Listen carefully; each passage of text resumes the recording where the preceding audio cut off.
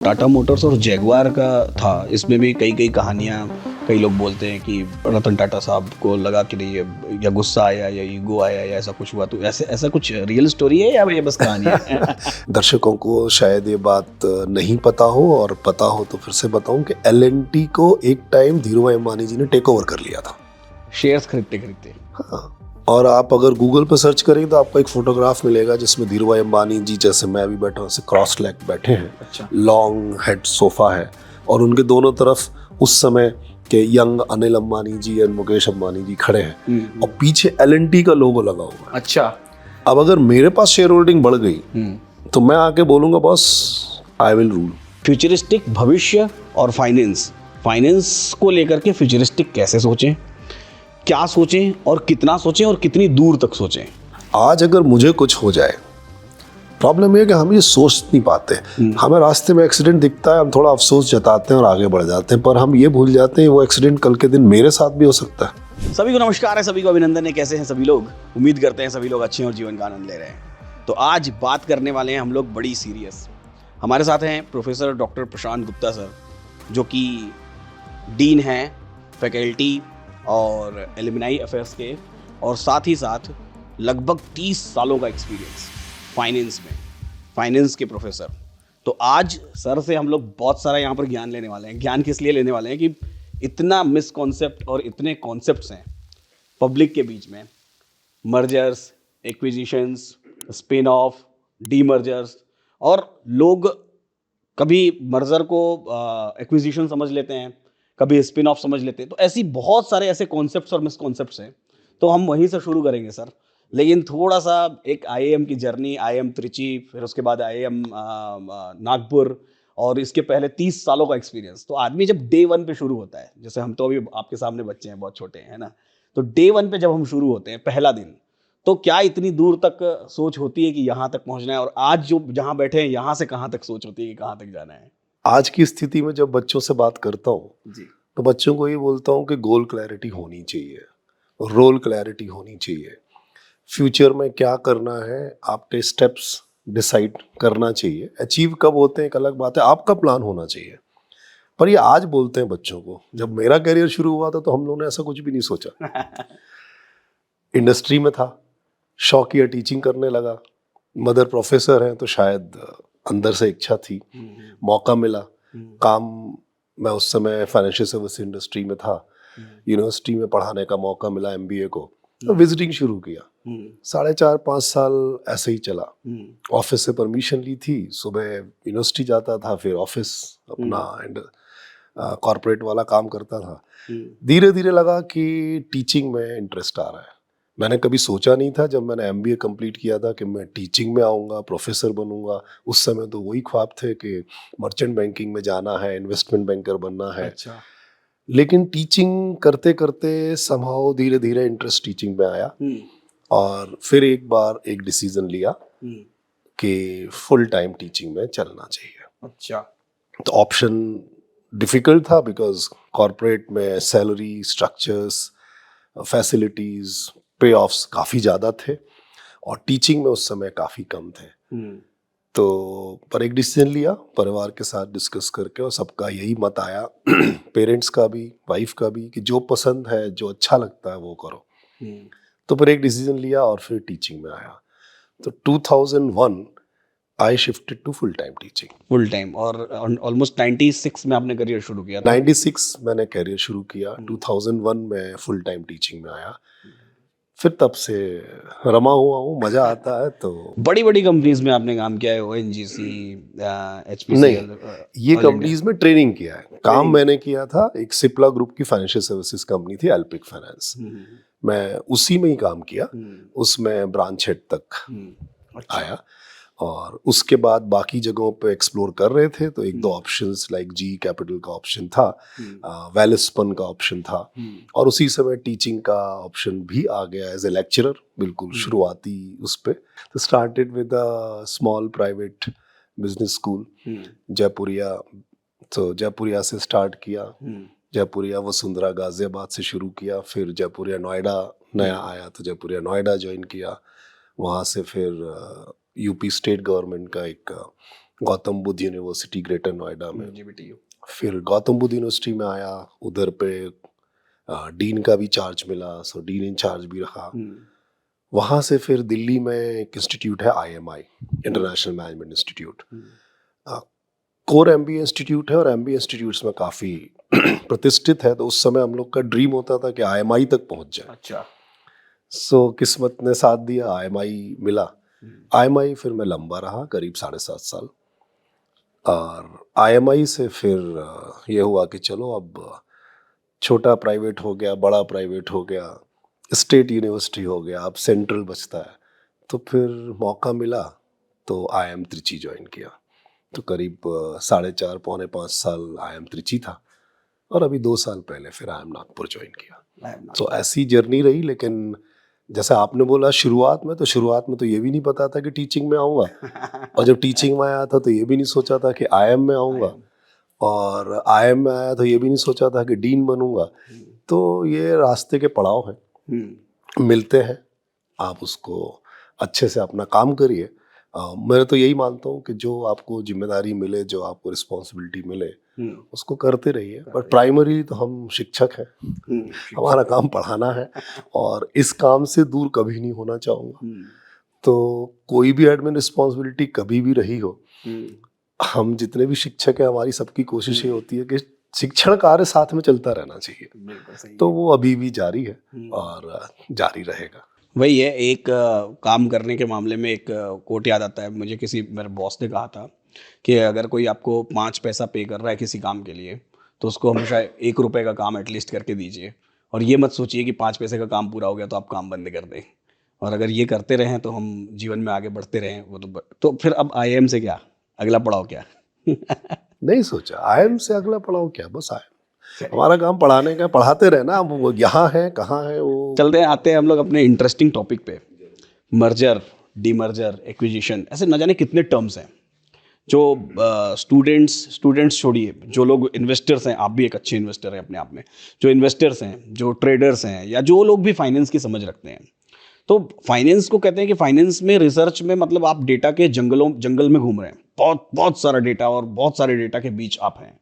तो इस बात की शुरुआत करते हैं कि कैसे, अगर मैं एकदम ही मैं कोर, मुझे कुछ नहीं पता है कि कोई कंपनी काम कैसे करती है, कैसे एक्विजिशन होता है, कैसे मर्जर होता है, तो मुझे कहाँ से शुरू करना चाहिए? हम अपना डिस्कशन मर्जर एक्विजिशन तक ही रखेंगे, या आप जहाँ तक लेके जाना चाहें। हम तो चाहेंगे कि हमारे दर्शक जितना मतलब मर्जर एक्विजिशन जो आपने बोला, मेरा अनुभव भी ऐसा रहा है कि जब चर्चा होती है, स्पेशली मैं छात्रों के पॉइंट से बात कर रहा हूँ, कंपनीज में, एग्जीक्यूटिव्स में कई लोगों को तो सब चीज़ पता है, बट छात्रों को जो MBA में आते हैं और अपना करियर बनाना चाहते हैं, उसमें कई बार इन टर्म्स को लेके थोड़ा सा कंफ्यूजन रहता है। सो मर्जर एंड एक्विजिशन, हमारे यहाँ M&A एक कॉमन वर्ड हम यूज करते हैं, तो मर्जर एंड एक्विजिशन को एक साथ बोलते हैं। ठीक है।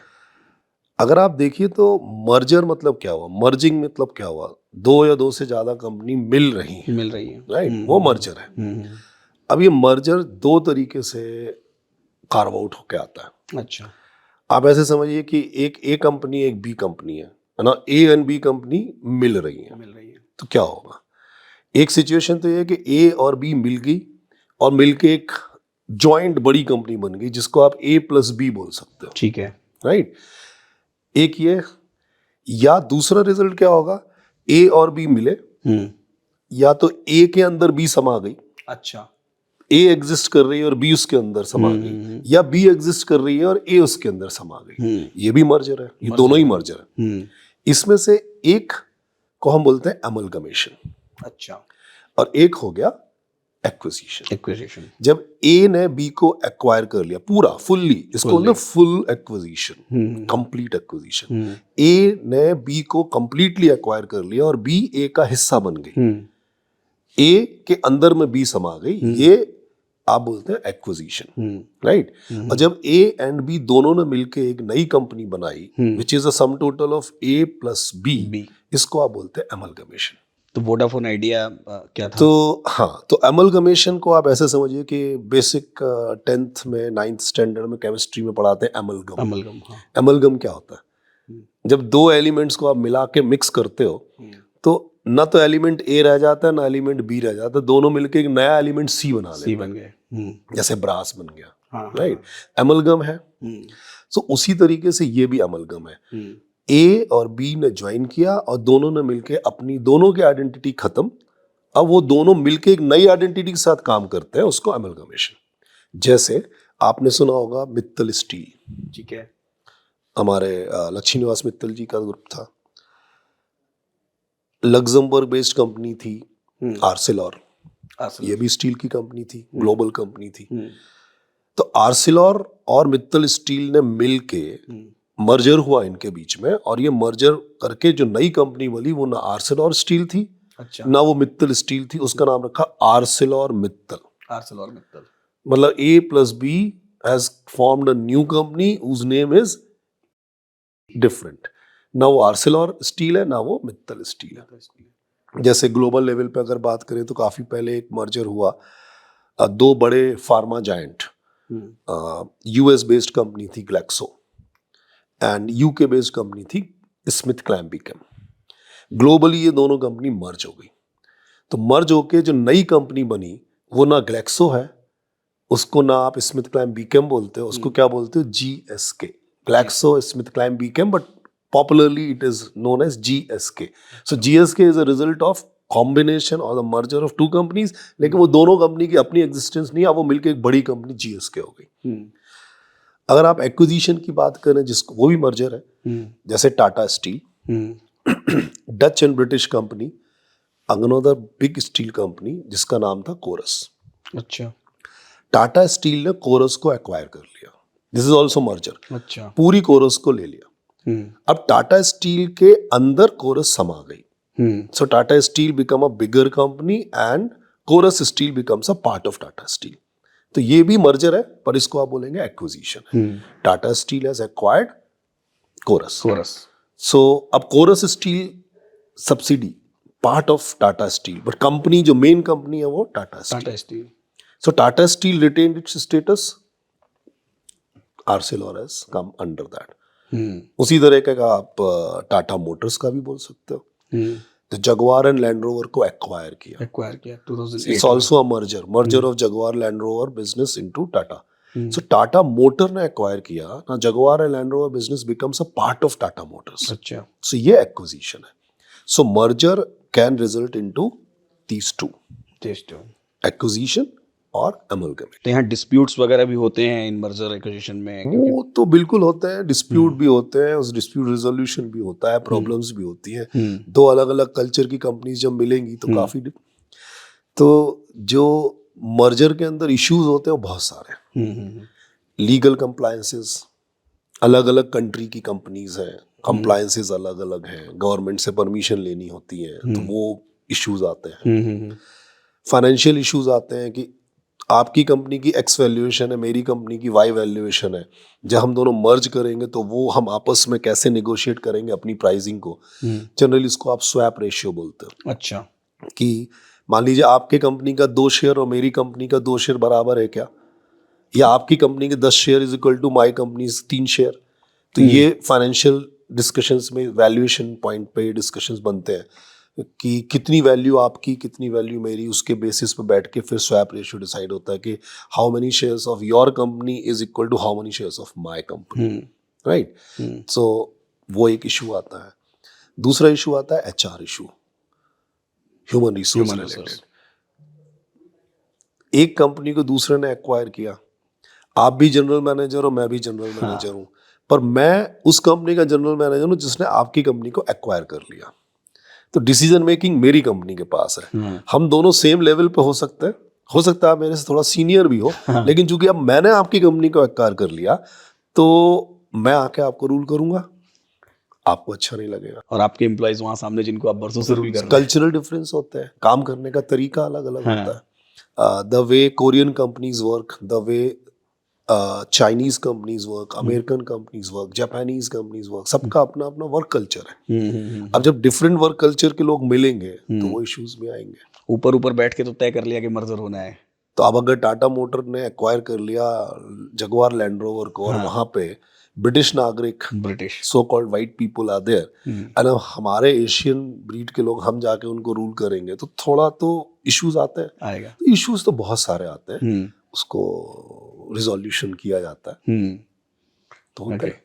तो ऐसे जैसे मर्जर्स होते हैं, इसमें फाइनेंसेस में अगर जाएं तो जैसे क्या होता है कि जैसे कोई नॉर्मल कॉमन इन्वेस्टर है, ठीक है, अब वो कॉमन इन्वेस्टर को आज मर्जर या डीमर्जर या ऐसी कोई भी न्यूज़ पता चली तो ऑल ऑफ सडन वो रिएक्ट करने की कोशिश करता है, लेकिन ये ऐसा तो है नहीं कि ऑल ऑफ सडन अनाउंस हो जाता है मर्जर या डीमर्जर या कोई भी ऐसी कंडीशन सिचुएशन। इसके पीछे शायद सालों से बातें चल रही हों। सालों से हो सकती है, महीनों से हो सकती है, बिल्कुल। तो कैसे रिएक्ट करना चाहिए एक आम इन्वेस्टर, एक कॉमन इन्वेस्टर को कैसे रिएक्ट करना चाहिए या रिएक्ट करना ही नहीं चाहिए?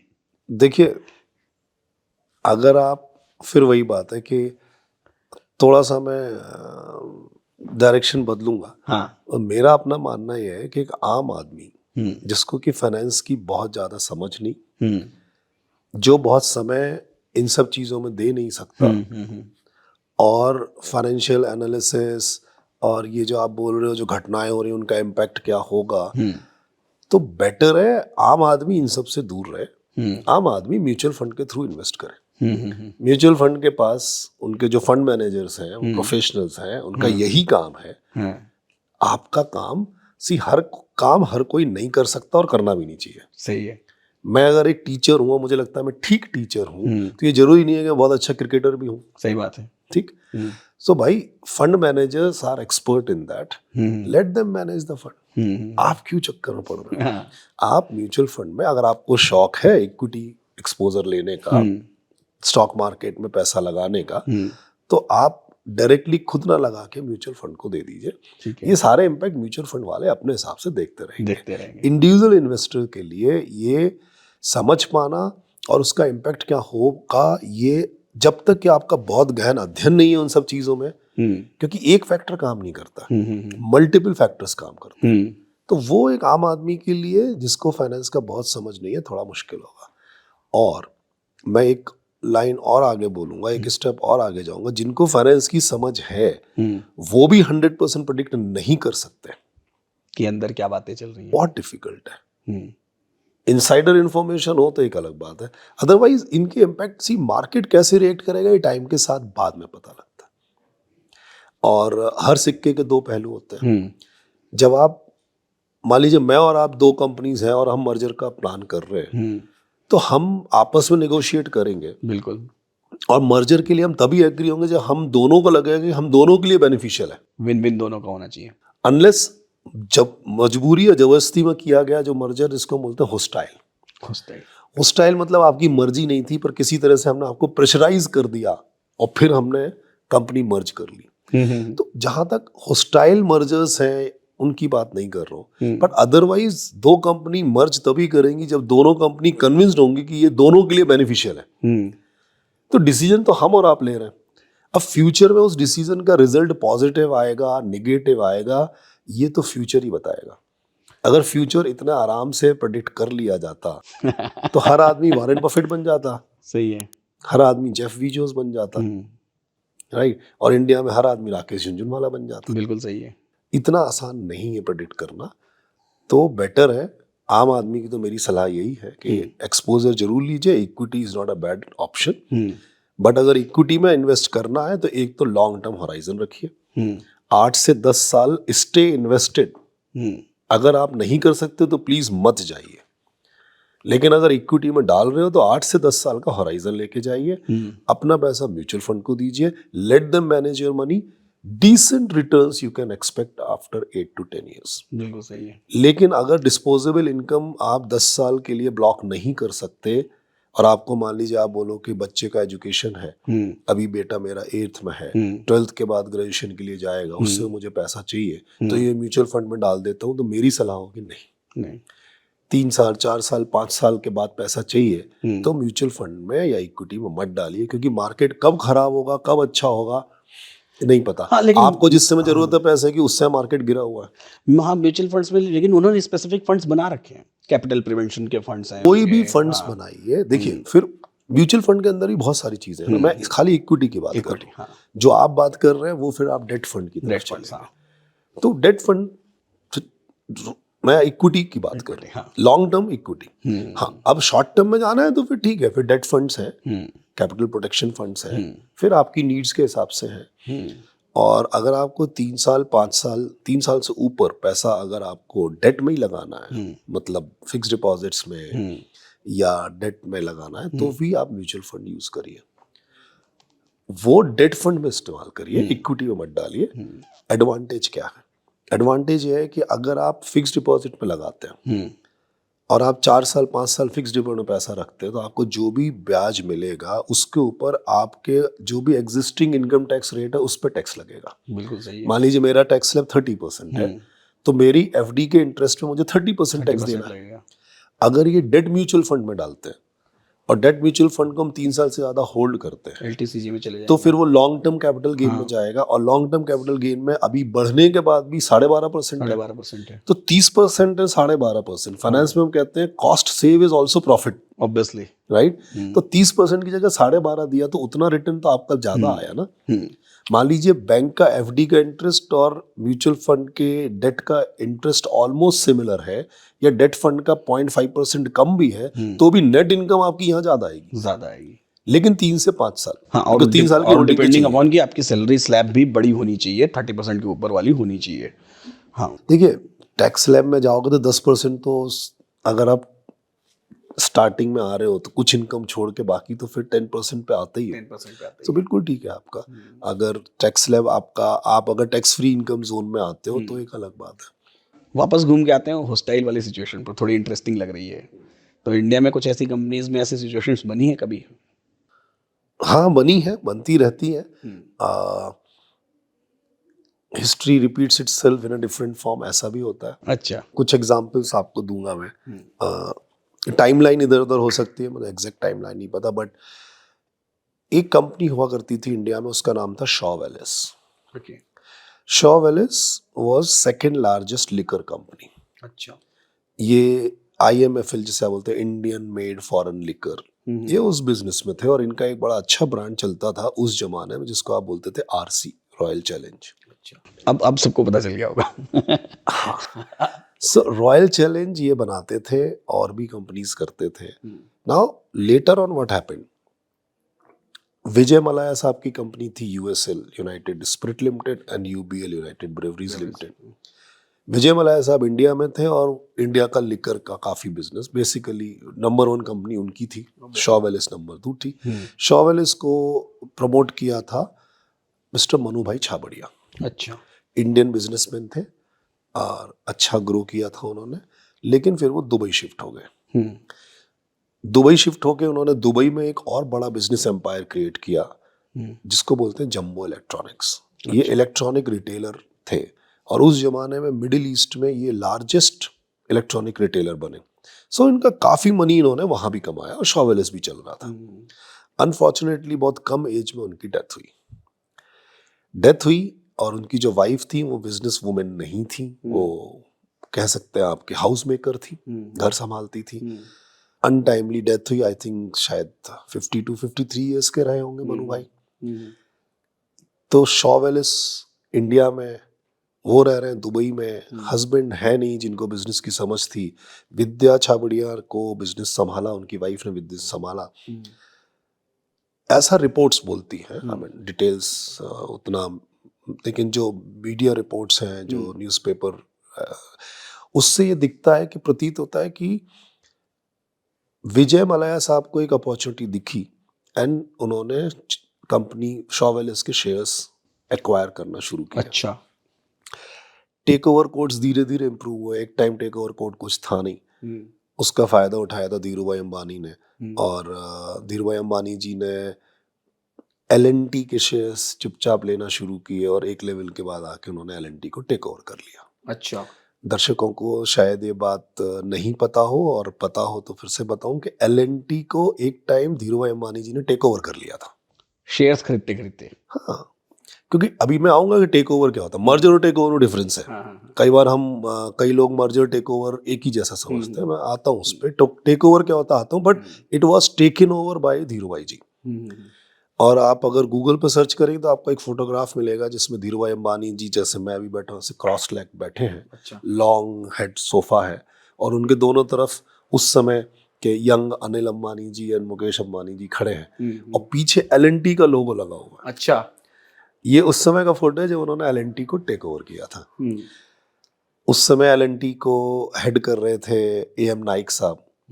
AM नाइक साहब ने इसके लिए बड़ी लंबी लीगल बैटल लड़ी एंड फाइनली डिसीजन L&T के फेवर में आया और रिलायंस को रिलिंक्विश करना पड़ा और L&T एक स्वतंत्र कंपनी फिर से बनी। इसीलिए AM नाइक साहब का जो दर्जा L&T में है वो एक काफ़ी पावरफुल का रोल रहा, क्योंकि उन्होंने कंपनी को रिलायंस के ग्लिचेस से बाहर निकाला और कंपनी को स्वतंत्रता, एक तरह से स्वतंत्रता वापस दिलाई। सो L&T को उन्होंने सेव किया। ये एक केस था जो हॉस्टाइल टेक ओवर था। अच्छा। L&T नहीं चाहती थी लेकिन धीरू भाई जी ने कोशिश की। तो ये मार्केट से शेयर्स उन्होंने खरीदे? ऑब्वियसली मार्केट्स में शेयर, सब शेयर है। भाई प्रमोटर के पास कितना होता है? 25%, 30%, 35%, बाकी 65% मार्केट में है। आप धीरे धीरे पैसा है आपके पास, तो आप धीरे धीरे खरीदते रहिए।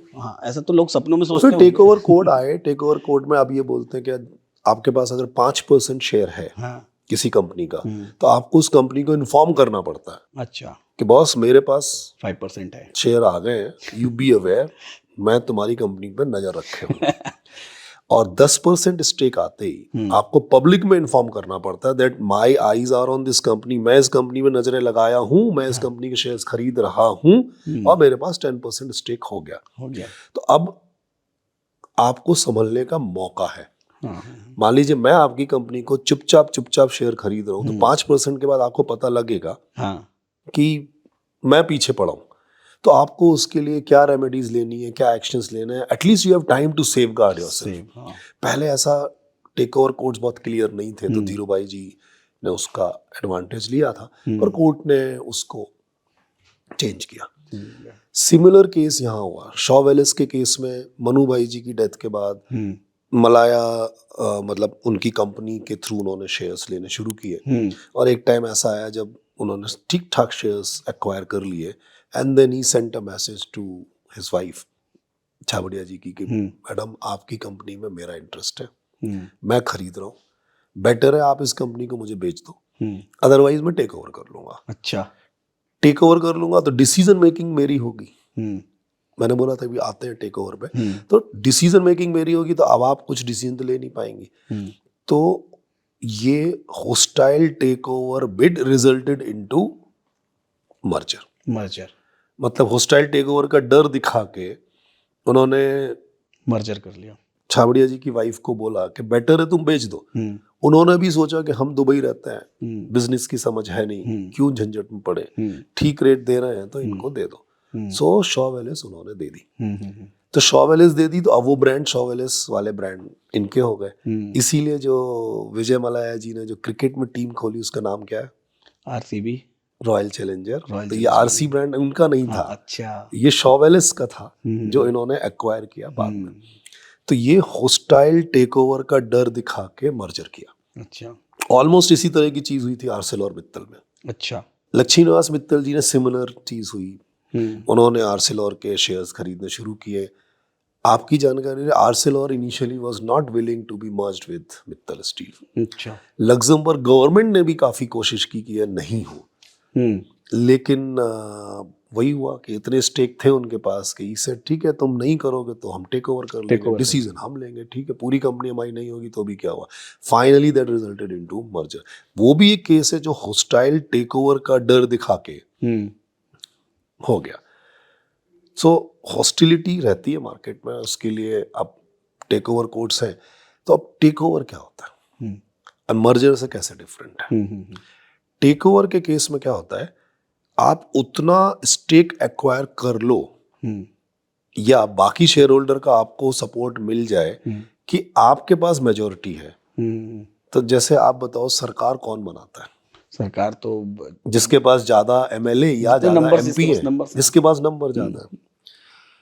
देवेगौड़ा साहब ने पीएम बने थे, क्या उनके पास 273 एमपीज थे? नहीं, वो तो शायद 2-3 कुछ ऐसे सीट्स, 23 सीट्स 23 सीट्स। हो सकता है, मुझे गलत याद हो, पर शायद 22-23 उतने उनके पास एमपीज थे। 23 एमपी लेके उन्होंने सरकार बना ली और वो प्राइम मिनिस्टर बन गए। कैसे? बाकियों ने सपोर्ट किया, राइट?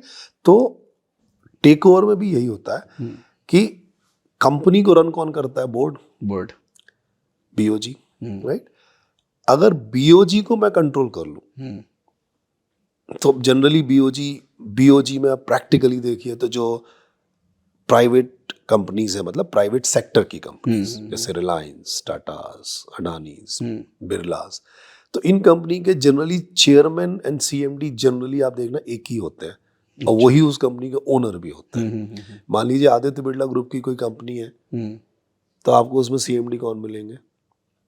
कुमार मंगलम साहब, राइट? रिलायंस की कंपनी है तो मुकेश अंबानी जी होंगे, chairman cum managing director, right? Managing director is a highest employ, बिल्कुल, and chairman is the chairman of the board, ठीक? तो रूल करता है बोर्ड। अब अगर मेरे पास शेयर होल्डिंग बढ़ गई तो मैं आके बोलूंगा बॉस आई विल रूल। तो टेक ओवर इज नॉट पूरी कंपनी खरीद लेना या पूरी कंपनी को मिला लेना, वो मर्जर हो गया। टेक ओवर में उतना एक स्टेक एक्वायर कर लेना जिससे आप कंपनी के डिसीजन मेकिंग आपके हाथ में आ जाए, मतलब कंपनी का मैनेजमेंट आप कंट्रोल कर लो, दैट इज टेक ओवर। तो टेक ओवर में पूरी एसेट्स एंड लायबिलिटीज आपकी नहीं हो जाती, नहीं, बट आपके पास इतना स्टेक आ जाता है कि डिसीजन मेकिंग में आपका से आ जाता है। वो जब वोटिंग होगी तब आप इम्पैक्ट तो डिसीजन, तो अब वोटिंग होगी तो हाईएस्ट शेयर होल्डर, तो मेरे पास अगर शेयर्स आपसे ज्यादा हैं या मेरे पास शेयर्स आपसे ज्यादा नहीं है लेकिन मेरे पास बाकी का सपोर्ट है, तो 23 एमपी और बाकी सबका सपोर्ट, तो मैं सरकार चलाऊंगा, राइट?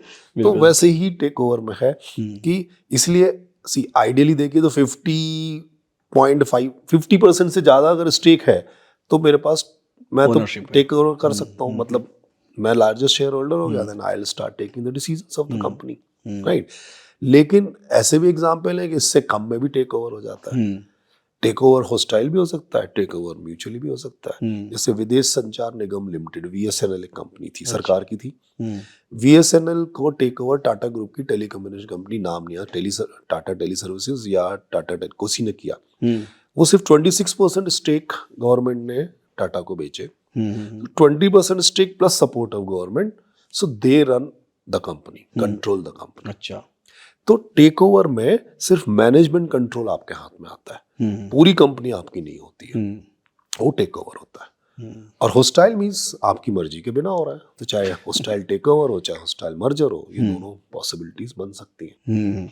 तो क्या ये जो टाटा मोटर्स और जैगवार का था, इसमें भी कई कहानियां, कई लोग बोलते हैं कि रतन टाटा साहब को लगा कि नहीं, या गुस्सा आया या ईगो आया या ऐसा कुछ हुआ, तो ऐसा कुछ रियल स्टोरी है या ये बस कहानी है? ये तो अब रतन जी बहुत अच्छे व्यक्ति थे, तो इसका तो असली जवाब रतन जी दे सकते हैं, लेकिन ऐसा नहीं होता। फाइनेंशियल डिसीजंस सारे इमोशनल ड्रिवन नहीं होते हैं।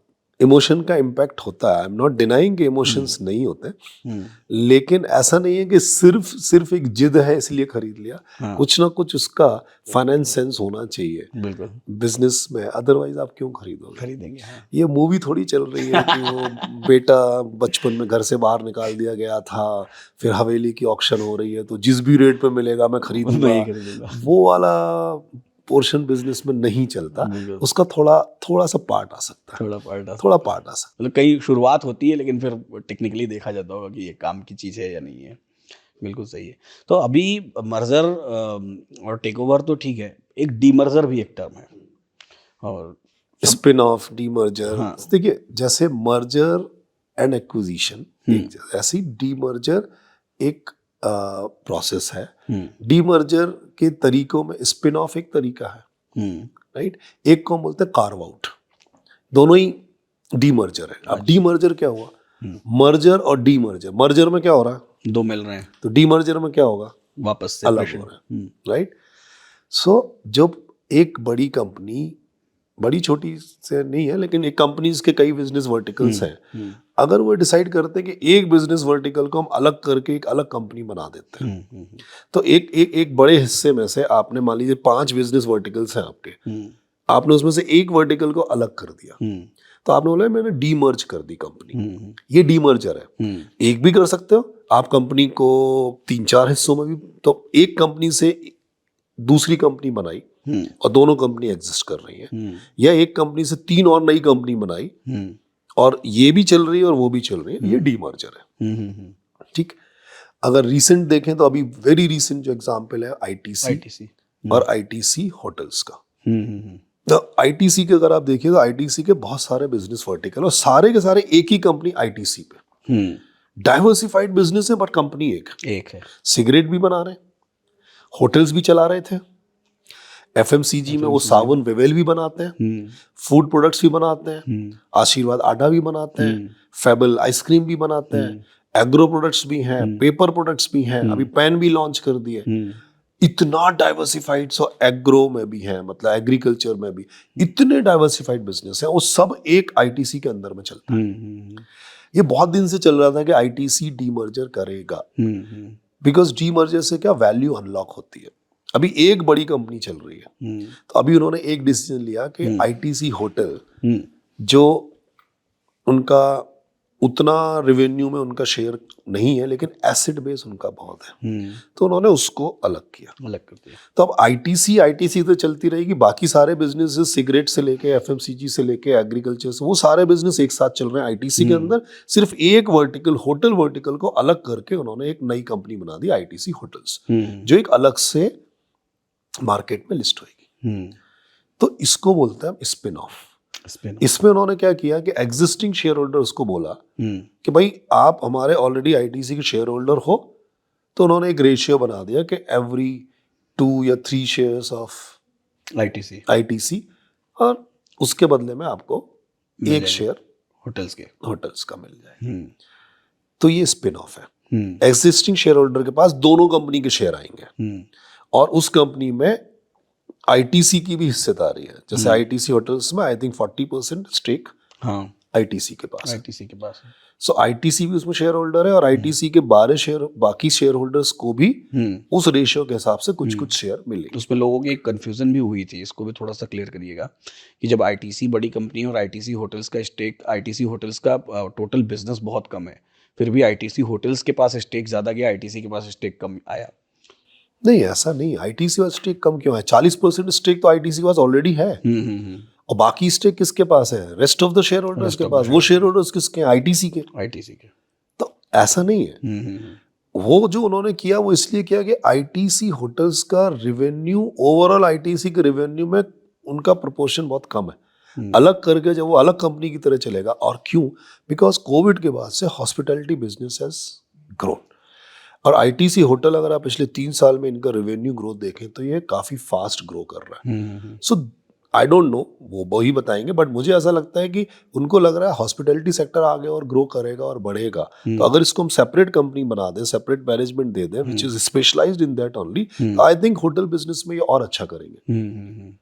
जो कि एक बड़ी कंपनी का छोटा हिस्सा बन के शायद उतना अच्छा नहीं पन। कहते हैं बड़े बरगद के नीचे छोटा पेड़ धीरे पनपता है, पर वो पेड़ को अलग लगा दिया तो पेड़ की ग्रोथ जल्दी होगी। इस उम्मीद से किया जाता है डीमर्जर।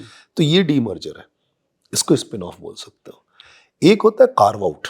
अच्छा, कार्व आउट में क्या होता है कि जो अगेन सिमिलर डीमर्जर ही है, एक बड़ी कंपनी का एक हिस्सा अलग से एक कंपनी बना दी, बट इस कंपनी के शेयर्स आपके एग्जिस्टिंग शेयर होल्डर्स को नहीं मिले। इस कंपनी के शेयर्स आपने नए शेयर होल्डर के लिए फिर से बेचे, पूरा नया आईपीओ। जैसे टाटा टेक्नोलॉजी आई, टाटा मोटर्स का हिस्सा थी, टाटा मोटर्स को सपोर्ट करती थी, पर उन्होंने एक नई कंपनी बनाई। मैं टाटा मोटर्स का शेयर होल्डर हूँ, मुझे तो नहीं मिला टाटा टेक्नोलॉजी का शेयर। वो एक आईपीओ लेके अलग आए, पर उसको किया बिजनेस टाटा मोटर्स से अलग। ये भी डीमर्जर है, एक कंपनी दूसरे कंपनी से अलग हो रही, लेकिन एग्जिस्टिंग शेयर होल्डर्स के पास उसका शेयर नहीं है। उसके लिए उन्होंने नए शेयर होल्डर्स, अब मैं उसमें भी लगा सकता था पैसा आईपीओ में इन्वेस्ट करके, लेकिन ऑटोमेटिकली नहीं आया। आईटीसी के केस में क्या हुआ, मेरे पास आईटीसी होटल के शेयर भी आएंगे, ऑटोमेटिक आएंगे, इसमें नहीं आएंगे।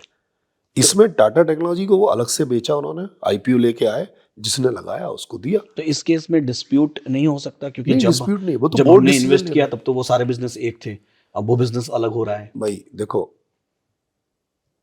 गवर्नेंस के पॉइंट ऑफ व्यू से जो भी डिसीजन होगा वो सारे ड्यू डिलिजेंस के बाद होगा।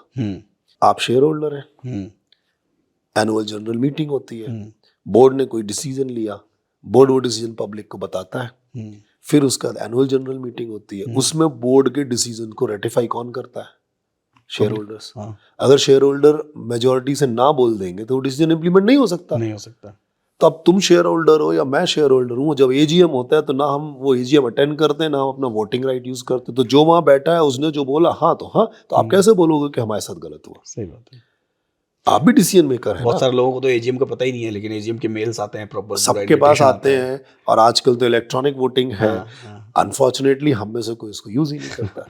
तो आपने यूज नहीं किया, इसका मतलब ये थोड़ी, आप क्लास में एब्सेंट थे तो आप ये थोड़ी बोलोगे एग्जाम की डेट डिसाइड 19 को कर दी, मैं तो नहीं था जी, मैं नहीं देता एग्जाम, ऐसा थोड़ी होता है। बिल्कुल सही है। तो आप अगर नहीं थे, मीटिंग में नहीं थे, आपने डिसीजन में पार्टिसिपेट नहीं किया, लेकिन मेजोरिटी शेयर होल्डर ने हाँ बोला और डिसीजन अप्रूव हो गया एजीएम से, तो ये तो ड्यू डिलिजेंस फॉलो हुई है। So as a shareholder आप ये नहीं कह सकते कि साहब मैंने जब इन्वेस्ट किया था तब ये था, अभी ये क्यों हो रहा है। तो आप पार्टिसिपेट करो डिसीजन मेकिंग में, और पार्टिसिपेट करो तो भी जरूरी ना आपकी मर्जी का हो, ये तो मेजोरिटी डिसीजन है। लोकसभा में बिल पास होते हैं तो क्या सारे यूनानिमस बोलते हैं? नहीं, कुछ हाँ बोलते हैं, कुछ ना बोलते हैं, लेकिन ज्यादातर हाँ होता है तो पास हो जाता है। पास हो गया। ऐसे ही यहाँ होता है। इसलिए उसमें कोई ड्यू डिलिजेंस फॉलो होनी चाहिए। प्रोसीजर पूरा फॉलो नहीं हुआ है तो फिर गलत है, हाँ ड्यू डिलिजेंस हो रही है तो कोई प्रॉब्लम नहीं। कई बार दो बड़ी कंपनीज बहुत पास आते आते भी फिर वो डिस्प्यूट्स क्रिएट हो जाते हैं। जैसे सबसे रिसेंट एग्जांपल हमारे पास रिलायंस और डिज्नी का था, जो बहुत क्लोज आए, बहुत कुछ हुआ, लेकिन ऑल ऑफ सडन वो बहुत दूर चले गए। देखिए, आप संभावनाओं को तलाशते हैं। आरामको के साथ भी रिलायंस ने किया था ऑयल सेक्टर में, तो ये तो पॉसिबिलिटी तलाशते हैं, शुरू में बैठते हैं, बात करते हैं, किसी पॉइंट तक पहुंचते हैं, कहीं पे एग्रीमेंट नहीं बनता है तो आप अपने पार्ट वेस्ट कर लेते, उसमें मतलब इट्स अ नॉर्मल पार्ट, इसमें कोई ऐसी खास बात नहीं है। लेकिन पब्लिक तो इसमें बहुत एक्साइटमेंट में आ जाती है। कई बार ऐसी खबरों के साथ कई बार शेयर्स भी बहुत अप चले जाते हैं और कई बार शेयर्स बहुत तभी मैंने बोला कि आम आदमी को शेयर्स में डायरेक्ट इन्वेस्ट करने से अच्छा है म्यूचुअल फंड को दे दीजिए। म्यूचुअल फंड्स का देखिए, खबर आते ही मार्केट उसमें रिएक्ट करता है, और ज्यादातर टाइम क्या होता है, जो स्मॉल इन्वेस्टर है वो जो कहते हैं ना अपन भेड़ चाल, वो भेड़ चाल में फंस जाता है। आपने सोचा प्रशांत गुप्ता फाइनेंस के प्रोफेसर हैं, तो अगर ये डिसीजन ले रहे होंगे तो ये ठीक ही होगा, तो आपने अपना दिमाग नहीं लगाया, जो मैंने किया आपने उसी को रिपीट कर दिया। अगर मेरी डिसीजन गलत था तो राइट। तो ये हर्ड मेंटेलिटी मार्केट में स्मॉल इन्फ्लुएंसर साथ ये बहुत है, इन्फ्लुएंस हो जाते हैं। दोस्त ने बता दिया, किसी ने टेलीविजन पे बता दिया, एनालिस्ट ने बता दिया, उससे इन्फ्लुएंस होकर आप लगा देते हो पैसा, पर वो डिसीजन हर समय सही हो नहीं होता। तो ये आजकल ये बड़ा चल रहा है, आप देखेंगे तो छोटे छोटे आपको वीडियोस मिल जाएंगे, रील्स वगैरह। हाँ, मीम्स भी, अब रील्स हैं, इसके अलावा छोटे छोटे वीडियोस हैं। ये कंपनी, ये मल्टी बैगर है, ये ऐसा है, इसमें लगा दो, उसमें लगा दो। ये जो मुफ्त की सलाह जो मिल रही होती है, नहीं उसमें तो कई बार प्रमोशन के लिए पैसे भी मिलते हैं, कि हमारे पास ही कई सारे लोग आते हैं, लेकिन चूंकि मैं वही ऑथेंटिसिटी वाली बात, तो ये जो मुफ्त की सलाह मिल रही है ना, ये थोड़ा रिस्की होती है। तो बेटर है रिलायबल लोगों को पैसा दो। So mutual funds are the best bet अगर इक्विटी में लगाना है। अब जो डीमर्जर के हमने दो पार्ट बात कर लिए, एक हो गया स्पिन ऑफ और एक हो गया कार्व आउट। ये दो तरीके से जनरली डीमर्जर करते हो। एक और टर्म कभी कभी यूज है, जिसको बोलते हैं अब रिवर्स मर्जर। मर्जर का उल्टा। जनरली मर्जर में क्या होता है, दो कंपनी मिल रही है, और एक्विजिशन में क्या होगा, एक बड़ी कंपनी छोटी कंपनी को एक्वायर कर रही है। रिवर्स मर्जर में क्या होता है कि पेरेंट कंपनी को उसकी सब्सिडी ने एक्वायर कर लिया। अच्छा, उल्टा। जैसे ICICI लिमिटेड सेंट्रल गवर्नमेंट का फाइनेंशियल इंस्टीट्यूशन था। अच्छा, उनका मैंडेट क्या था, पूरे इंडिया में जो लार्ज इंडस्ट्रीज लग रही हैं उनको पैसे की जरूरत है, तो people used to approach ICICI। Similar was IDBI, industrial development bank of India, उनका भी यही मैंडेट था। ये नेशनल लेवल के फाइनेंशियल इंस्टीट्यूशंस थे, ठीक है। ये बैंक नहीं थे, ये डेवलपमेंटल इंस्टीट्यूशंस थे, गवर्नमेंट के थे। गवर्नमेंट का मैंडेट ये था कि कोई अगर इंडस्ट्री लगाना चाहता है, बड़ी इंडस्ट्री लगाना चाहता है, तो हम इनको फाइनेंशियल सपोर्ट देंगे। बैंक की तरह थे, लेकिन बैंकिंग का जो बाकी बिजनेस है वो नहीं, सिर्फ फाइनेंसिंग वाला काम है। हर स्टेट के अपने डेवलपमेंटल इंस्टीट्यूशन होते हैं। जैसे आप यूपी में आएंगे तो वी हैव यूपीएफसी एंड पिकअप। आप महाराष्ट्र में आएंगे तो MIDC, Maharashtra industrial development corporation. Gujarat में जाएंगे जीआईडीसी। तो दो तरह के, एक है स्टेट लेवल फाइनेंशियल इंस्टीट्यूशन, एक है सेंट्रल लेवल फाइनेंशियल इंस्टीट्यूशन। तो ये आईडीबीआई, आईसीआईसीआई, ये नेशनल लेवल के फाइनेंशियल इंस्टीट्यूशन थे। अब आईसीआईसीआई ने आगे चल के आईसीआईसीआई बैंक खोला और आईडीबीआई ने आगे चल के आईडीबीआई बैंक खोला। अभी क्या हो गया, जिस समय में हम आप आज बैठे हैं, ये ओमनी बैंकिंग का जमाना है। मतलब एक ही एंटिटी हर तरह की बैंकिंग कर रहा है, सारे काम कर रही है। पर आज से 20 साल पहले, 25 साल पहले थोड़ा सा डिमार्केशन था। बहुत फॉर्मल नहीं था, लेकिन था। वो क्या था, डेवलपमेंटल फाइनेंशियल इंस्टीट्यूशन पैसा देते थे बिजनेस सेट करने के लिए। तो आपने लैंड खरीदनी है, मशीन लगानी है, प्लांट बनाना है, इस सब के लिए जो पैसा देगा वो आपको फाइनेंशियल इंस्टीट्यूशन देगा, चाहे स्टेट लेवल का दे चाहे सेंट्रल लेवल का दे, राइट। और बैंक्स पैसा देते थे आपको वर्किंग कैपिटल के लिए। भाई आपको दो तरह से पैसा चाहिए, एक बिजनेस खड़ा करने के लिए और एक बिजनेस को चलाने के लिए। जो ऑपरेट करने के लिए उसको वर्किंग कैपिटल बोलते हैं। तो बैंक्स देते थे working capital finance, financial institute देते थे फाइनेंस बिजनेस बनाने के लिए। अभी ये खत्म हो गया, अब एक ही एंटिटी सब कुछ करता है। उस समय अपना साइज ग्रो हो रहा था, इंडिया ग्रो कर रहा था, भारत ग्रो कर रहा था, तो ये दो मार्केट थे। तो जब आईसीआईसीआई ने ग्रो किया और पैसा आया, तो उन्होंने कहा हम आईसीआईसीआई बैंक बना देते हैं। तो बैंक वर्किंग कैपिटल फाइनेंस कर देगा, प्लस बाकी बैंकिंग एक्टिविटी में जाएगा।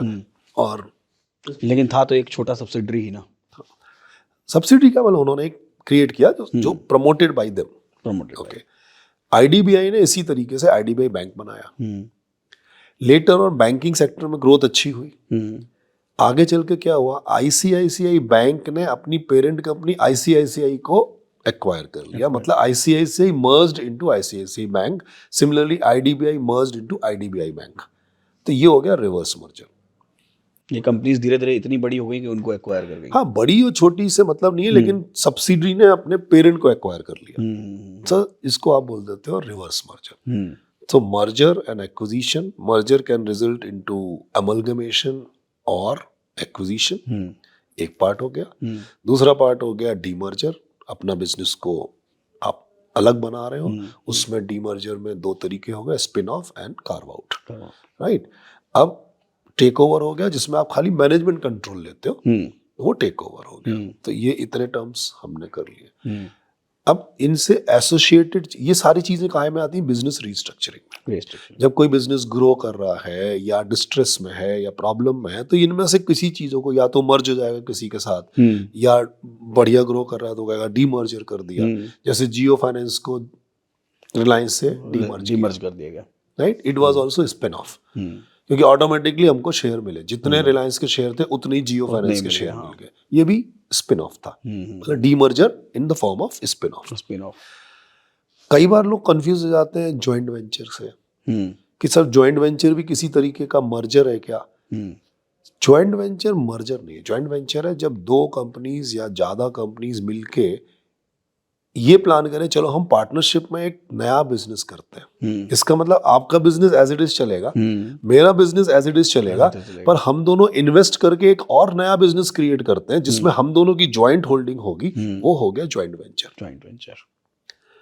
जैसे टोयोटा जापान और किर्लोस्कर ग्रुप इंडिया, इन्होंने मिलके एक जॉइंट वेंचर कंपनी बनाई, टोयोटा किर्लोस्कर इंडिया लिमिटेड। अब ये जॉइंट वेंचर है, इसमें शेयर होल्डिंग ओनरशिप किसके पास है? टोयोटा अपना चल रहा है, हाँ, राइट। किर्लोस्कर का अपना काम चल रहा है, पर दोनों ने पैसा लगा के एक नई कंपनी बनाई, वो हो गया joint venture. So joint venture is a new business with a joint holding of 2 और मोर कंपनीज, तो वो जॉइंट वेंचर है। तो कई बार जॉइंट वेंचर आप इसलिए भी बनाते हो कि आपके पास एक्स में एक्सपर्टीज है, मेरे पास वाई में एक्सपर्टीज, और किसी बिजनेस में एक्स वाई दोनों चाहिए।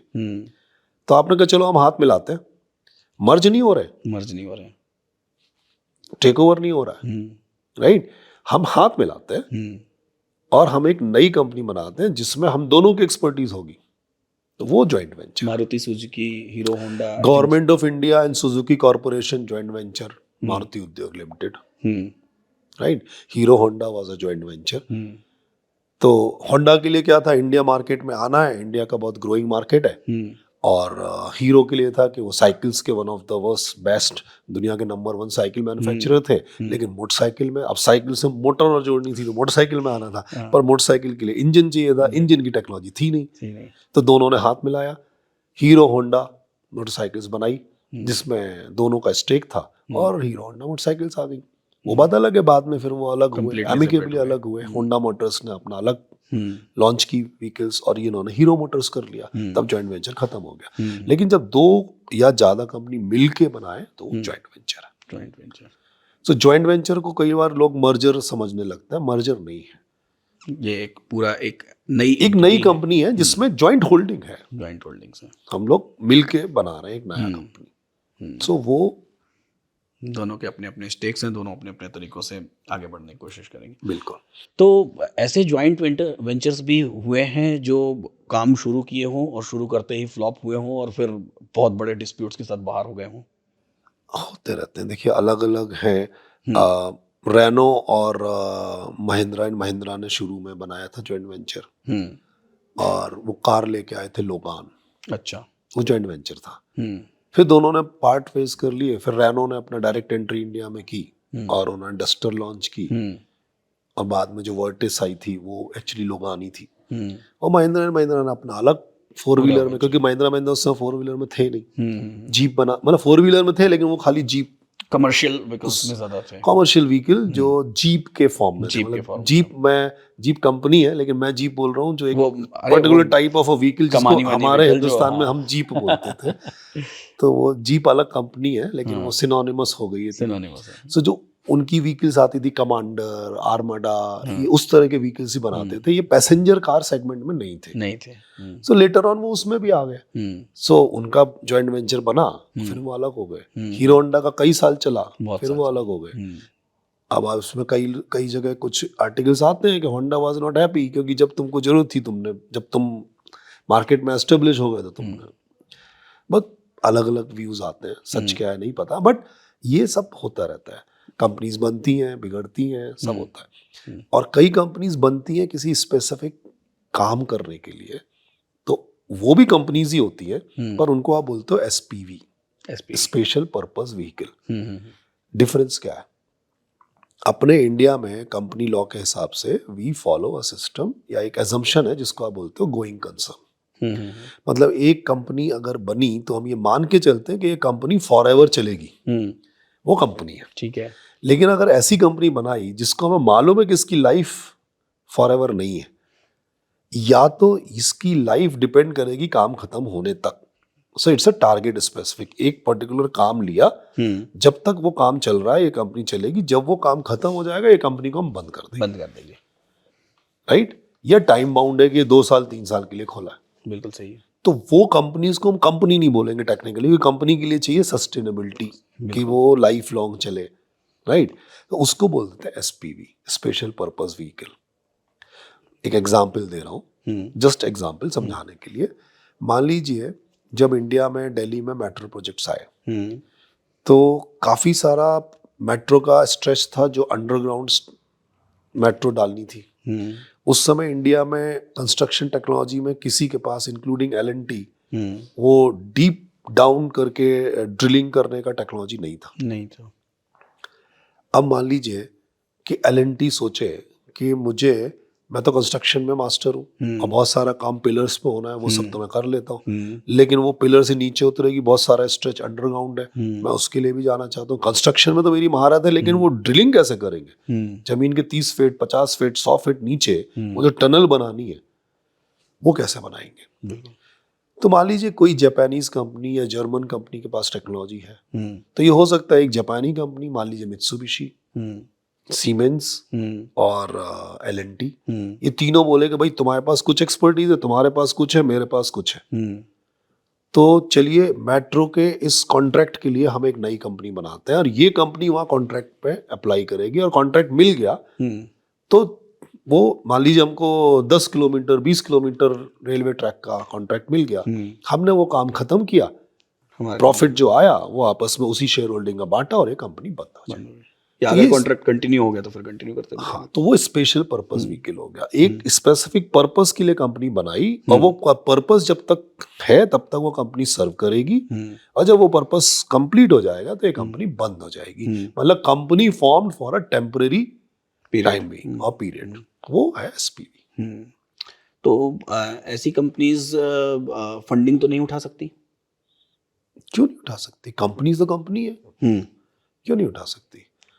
तो वो फंडिंग सिर्फ प्राइवेट फंडिंग हो सकती है, लिस्टिंग करके तो ऐसे कंपनीज फंडिंग नहीं उठा सकती। हाँ, जब पर्पस हमारा भाई कोई, आप अगर एसपीवी हो और आप बोलते हो मेरी एग्जिस्टेंस 2 ही साल की है, जनरली अवॉइड करते हैं। तो इसीलिए तो वो जो पार्टनर्स हैं मिलके वो उसमें पैसा डालेंगे।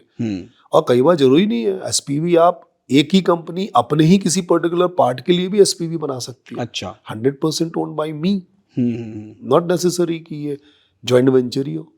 एसपीवी जॉइंट वेंचर के थ्रू भी हो सकता है, एसपीवी आप अपने खुद इंडिविजुअल कंपनी अपना खुद बना सकते हैं। अच्छा, तो चलिए ये बहुत सारी बातें तो हम लोग कर रहे हैं, साथ ही साथ वापस एक बार घूम के आते हैं हम लोग आईआईएम पे।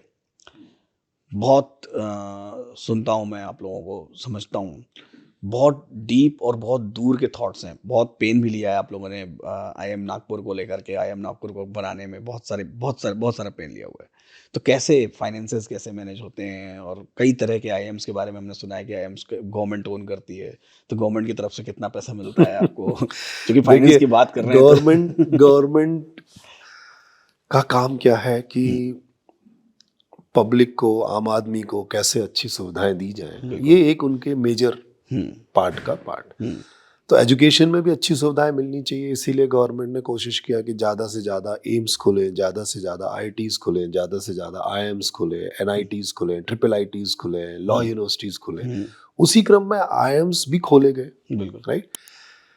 तो डिफरेंस ये आया कि देखिए गवर्नमेंट के पास भी खर्च करने की एक लिमिट है।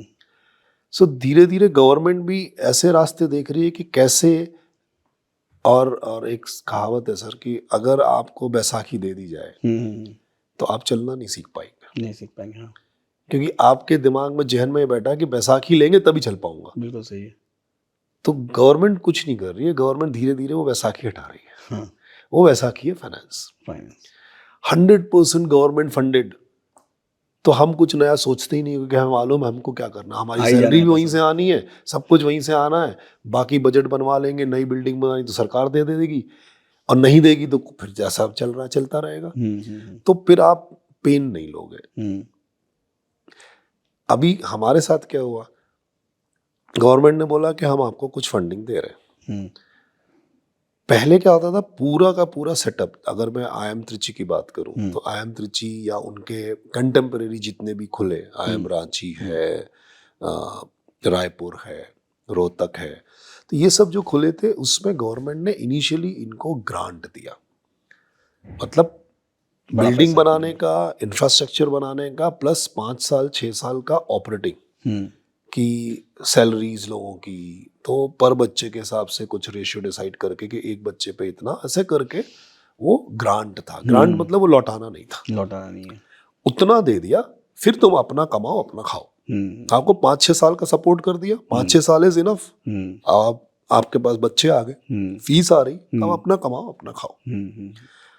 हम लोग के पास जब नागपुर, वाइजैग, संबलपुर, राइट, और हमारे जो कंटेम्परेरी खुले अमृतसर वगैरह, सिरमौर, इन सब के साथ में गवर्नमेंट ने बोला कि हम 100% ग्रांट नहीं देंगे, आपको लोन अरेंज करा देंगे, सब थोड़ा सा सब्सिडाइज्ड होगा लोन, पर थोड़ा पैसा हम देंगे, बाकी आपको प्रिंसिपल भी चुकाना है आधा और इंटरेस्ट भी चुकाना है।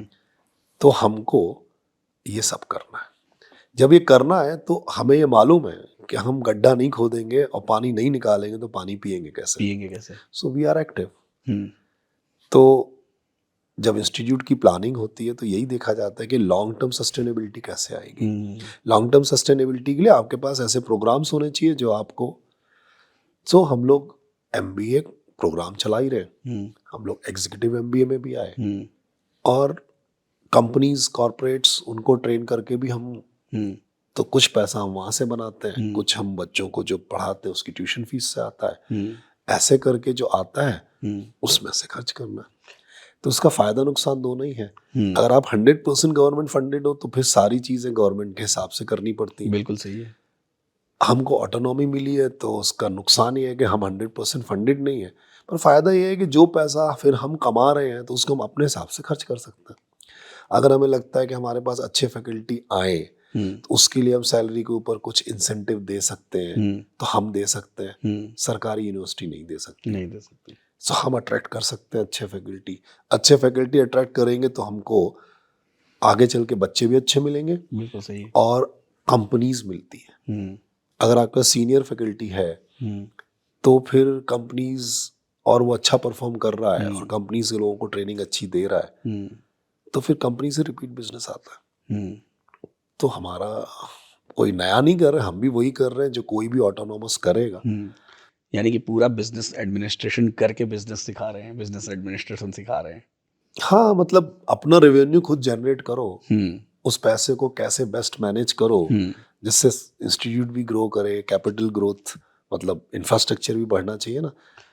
तो जैसे अब ये हम डायरेक्टली एक गवर्नमेंट से रिलेट नहीं कर रहे हैं, मैं एक जनरल बात कर रहा हूँ कि फाइनेंस से रिलेटेड बहुत सारे डिसीजंस आते हैं इंडिया में, और कई सारे डिसीजंस हमारे हमारे इंटरनल मन के फेवरेबल होते हैं और कई सारे डिसीजंस अगेंस्ट भी होते हैं। तो हम कैसे उसको रिएक्ट करना चाहिए, हमको कैसे आप कैसे रिएक्ट करते हैं इन डिसीजंस को? सपोज करिए कोई ऐसा डिसीजन आया जो आपको एकदम पसंद ही नहीं आया, एकदम सुबह न्यूज़पेपर पढ़े या न्यूज़ देखा और बोले कि अरे ये क्या है। मैं आपसे इस पे रिवर्स क्वेश्चन पूछूं कि आप रिएक्ट करके भी कर क्या लोगे? कुछ नहीं। तो अपनी मन की शांति क्यों खराब करोगे? देखिए, हम लोग रिस्क में भी पढ़ाते हैं, कंट्रोलेबल रिस्क और अनकंट्रोलेबल रिस्क।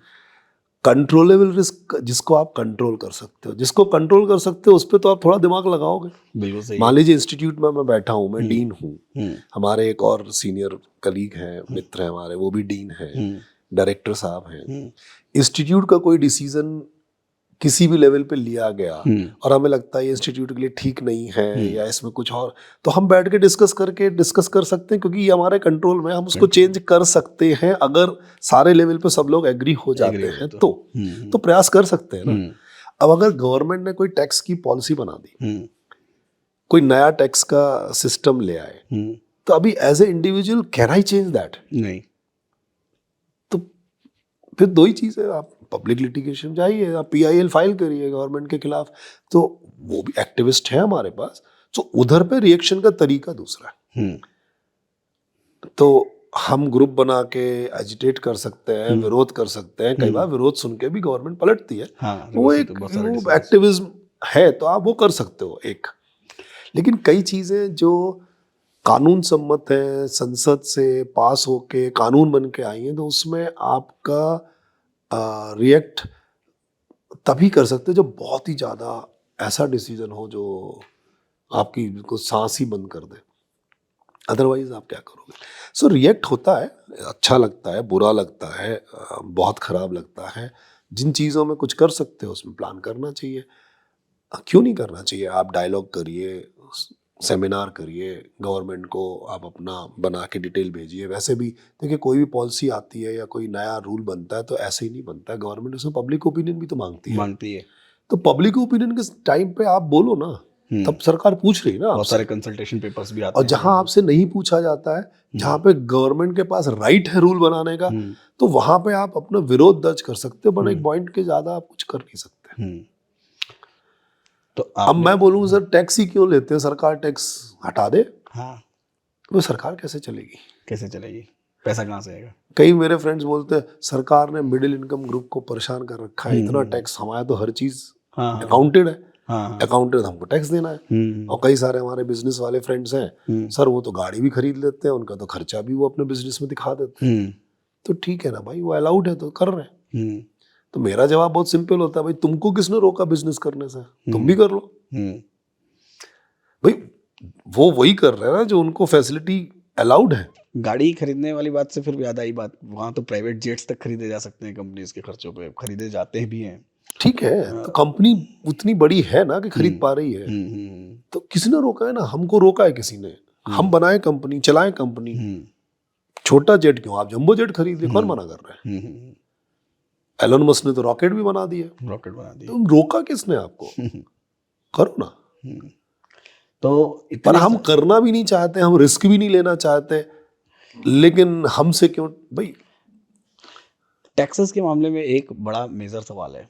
बहुत सारे लोग ये सोचते हैं और पूछते भी हैं, अब आप फाइनेंस के प्रोफेसर हैं तो आपसे भी मैं पूछता हूँ कि सरकार है, गवर्नमेंट ने टैक्सेस लगाए हैं, और ये टैक्सेस ऐसा नहीं है कि कोई टैक्स कोई नई चिड़िया है जो एकदम से आ टूट पड़ी है पिछले 5 साल 10 साल या 15 साल से 20 साल से।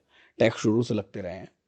लेकिन क्या टैक्सेस के रेट्स, अगर मैं चलिए 30 साल की बात कर लेते हैं, आपके पूरे करियर की बात कर लेते हैं, तो क्या टैक्सेस के रेट्स बढ़े हैं, घटे हैं, या उतने ही हैं? मैं ओवरऑल टैक्स की बात कर रहा हूँ, सिर्फ इनकम टैक्स नहीं, इसके अलावा भी जो हम जीएसटी, वैट और सर्विस चार्जेस और जितने भी टैक्सेस हैं, मैं ओवरऑल टैक्सेस की बात कर रहा हूँ। देखिए, ओवरऑल की आप बात करेंगे तो डेफिनेटली बढ़े हैं। बढ़े हैं। जब मैं छोटा था, कहीं बार्बर शॉप पे बाल कटवाने जाता था, तो कोई सर्विस टैक्स नहीं था। नहीं था। आज है। डॉक्टर्स के पास जाता था तो कोई सर्विस टैक्स नहीं था। आज है। तो ठीक है, जैसे जैसे इकोनॉमी ग्रो करती है, जैसे जैसे चीजें बढ़ रहे हैं, संसाधन चाहिए, तो संसाधन चाहिए तो टैक्स लगाए जाते हैं। तो वन लाइनर आंसर अगर आप बोले तो हाँ, ओवरऑल इम्पैक्ट अगर आप देखेंगे डायरेक्ट और इनडायरेक्ट मिला के, तो टैक्सेस बढ़े हैं। अच्छा। बिल्कुल बढ़े।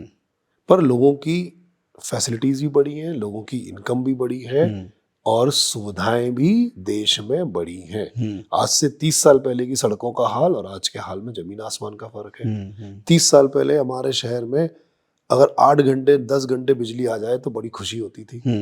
आज 2 घंटे भी नहीं जाती है। तो ये सब चीजें भी तो हो रही है ना। तो सारी चीजें हो रही हैं, सुविधाएं भी बढ़ी हैं, फैसिलिटीज भी बढ़ी हैं, कंट्री ने ग्रो भी किया है, और टैक्स भी बढ़े। बिल्कुल बढ़े। तो बहुत सारी बातें तो हमने की, ये बहुत ज़बरदस्त बातें थी, बहुत ज्ञान वाली भी बातें थी, हमने आईएम की बातें भी की। अब बात आती है कि एक कॉमन मैन या आप और मैं, मेरे को ही सलाह दे दीजिए कि फ्यूचरिस्टिक भविष्य और फाइनेंस को लेकर के फ्यूचरिस्टिक कैसे सोचें, क्या सोचें और कितना सोचें और कितनी दूर तक सोचें, क्योंकि किसकी लाइफ कब तक है ये किसी को नहीं पता है। लेकिन ये सोच का वे क्या होना चाहिए, तरीका क्या होना चाहिए, और ये शायद अभी आज के एपिसोड का हमारा फाइनल डिस्कशन है कि ये एक सजेशन हो सकता है, एक एज अ इन्वेस्टर आपका सजेशन हो सकता है, as a senior, as a professor आपका सजेशन हो सकता है, और आप कैसे सोचते हैं खुद के लिए, ये भी बताइए। देखिए, आपने बीच में एक बात बोली कि लाइफ का कुछ पता नहीं जी।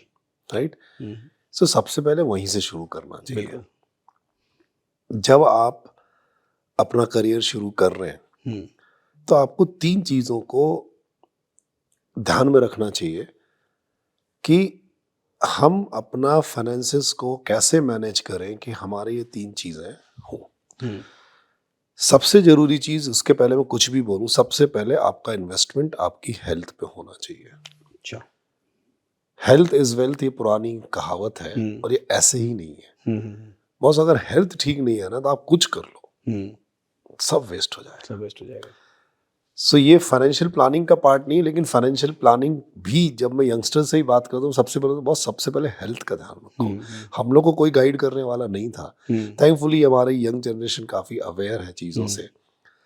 तो healthy life, healthy routine, healthy Khan पान बहुत जरूरी है। आप स्वस्थ रहेंगे तो लंबी दूरी तक जाएंगे। आप बोला कितना दूर, तो दूर तो नहीं कह सकता, किसी की लाइफ का नहीं पता, लेकिन कोशिश तो कर सकते हैं ना। हम लोग बोलते हैं रिस्क मिटिगेट करने का।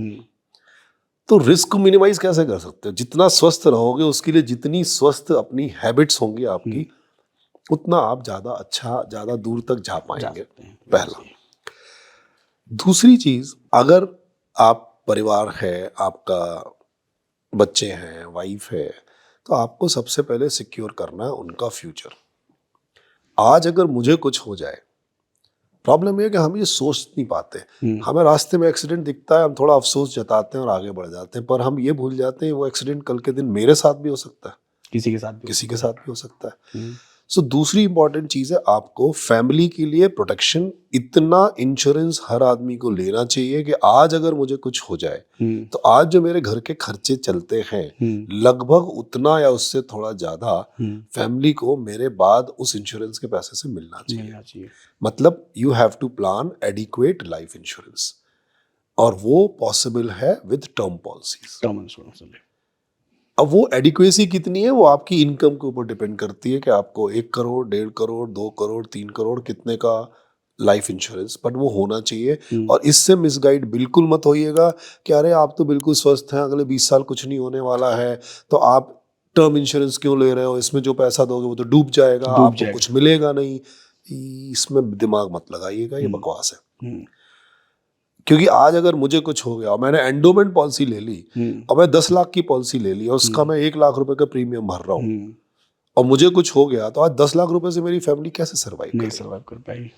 लेकिन मैंने 1 करोड़ का टर्म इंश्योरेंस लिया जिसका मैं 22-23 हजार रुपए पे करता हूँ मात्र, लेकिन 1 करोड़ का है। ठीक, अगर आप 1 लाख में से वो 22-25 हजार हटा दीजिए, बाकी 75 हजार रुपए अगर मैं साल में लगाता रहूंगा तो वो 20 साल बाद जो रिटर्न देगा वो आपका एंडोमेंट से ज्यादा देगा। खैर उस फाइनेंस के डिटेल में नहीं जाते हैं, बट जो आपने बात बोली, जो बिंदु हैं, जो 4-5 चीजें हैं जिनको ध्यान में रखना, एक एडिक्वेटली लाइफ इंश्योर होनी चाहिए और उसमें 1, 2, 3 करोड़ जो भी है वो आपको देखना है, नंबर 1। 2, आपको हेल्थ इंश्योरेंस कराना है। आज के टाइम में सबसे महंगा है ट्रीटमेंट। किसी भी अच्छे हॉस्पिटल में आप चले जाइए, छोटी से छोटी चीज हो जाए तो कॉस्ट ऐसे बढ़ गई है, बढ़ती है। सो एडिक्वेटली हेल्थ इंश्योरेंस लेना चाहिए। हेल्थ इंश्योरेंस में पॉलिसी में ये ध्यान रखना चाहिए, उस तरह की पॉलिसी लेनी है जो मैक्सिमम चीज़ों को कवर करे। जैसे आपका रूम रेंट, कई पॉलिसीज में रूम रेंट पे कैपिंग होती है, तो रूम रेंट वेवर होना चाहिए। रीइंस्टेटमेंट ऑफ पॉलिसी होना चाहिए, राइट। एंड सबसे इंपॉर्टेंट जो नया अभी शुरू हुआ 2-3 साल पहले, जो कंज्यूमेबल्स होते हैं, पहले उस पे आपको इंश्योरेंस नहीं मिलता था। मेरा अपनी एक सर्जरी, उसमें मुझे सब तो इंश्योरेंस ने दे दिया, हॉस्पिटल ने उसमें कंज्यूमेबल्स दिखा दिए 70,000 के, वो मुझे देने पड़े। और उसमें उन्होंने एक ऐसी ड्रिल भी लगा दी, जो ड्रिल, मेरा भाई खुद ऑर्थोपेडिक सर्जन है, वो ड्रिल, ह्यूमन ड्रिल 40-40, 50-50 पेशेंट पे चल सकती है उसकी लाइफ, पर उन्होंने वो ड्रिल की पूरी कॉस्ट 40,000 रुपये मेरे पे लगा दिया। मैंने उनसे क्वेश्चन किया, तो हम तो हाइजीन में बिलीव करते हैं सर, एक आदमी के लिए एक ही ड्रिल यूज करते हैं। अब इंश्योरेंस पॉलिसी में ये भी कवर होने लगा, मतलब कंज्यूमेबल्स भी कवर होने लगे। तो आपको रूम रेंट वेवर होना चाहिए पॉलिसी में, रीइंस्टेटमेंट फैसिलिटी होनी चाहिए, मतलब अगर कुछ होता है तो वापस उतना अमाउंट फिर बढ़ जाएगा। और तीसरा, आपका कंज्यूमेबल्स कवर होने चाहिए। और आजकल कई पॉलिसी में ओपीडी भी कवर होने लगा, तो ओपीडी जितना मैक्सिमम हो सकता लीजिए। बेसिक कवर ज्यादा है तो बेसिक कवर के साथ में एड ऑन आते हैं जिसको आप बूस्टर बोलते हो, वो बहुत सस्ते होते हैं, तो बेसिक के साथ बूस्टर लीजिए। या आजकल कई कंपनीज कंपटीशन में, नई नई कंपनीज बहुत अच्छे अच्छे पॉलिसीज लेके आ रही हैं, थोड़ा सा रिसर्च करेंगे आप तो आपको मिल जाएगी पॉलिसी। 25 लाख 30 लाख से कम का इंश्योरेंस नहीं लेना, लेकिन 25 लाख का अगर आप मेडिक्लेम बेसिक लोगे तो बहुत महंगा है। तो या 2 ऑप्शन है, या तो आप 5 लाख 8 लाख का बेसिक लीजिए और बाकी बूस्टर लीजिए, या ऐसी पॉलिसी ढूंढिए जिसमें 50,000 60,000 तक में साल में आपका 20 लाख 50 लाख तक का पूरा कवर मिल रहे हैं, ऐसे पॉलिसी मिल रहे हैं। सो लाइफ सिक्योर करिए फैमिली के लिए, हेल्थ सिक्योर करिए आपके अपने और सबके लिए, और तीसरा है आपका financial planning future. Most of the job में, अब चाहे गवर्नमेंट जॉब भी है, हम लोग भी सरकारी नौकरी में, अब पेंशन तो मिलती नहीं है, तो आपके गोल बेस्ड फाइनेंशियल प्लानिंग होनी चाहिए। हम फैमिली शुरू कर रहे हैं, बच्चा हुआ है, बच्चा पढ़ के निकलेगा, आजकल एजुकेशन कॉस्टली है, उस समय पे पैसा चाहिए पड़ेगा। बच्चों की शादी होगी, उस समय पैसा चाहिए पड़ेगा। हम रिटायर होंगे, हमें भी पैसा चाहिए पड़ेगा। तो आपको लाइफ के गोल सेट करना है और उस गोल के हिसाब से आपको अपनी फाइनेंशियल प्लानिंग करनी है।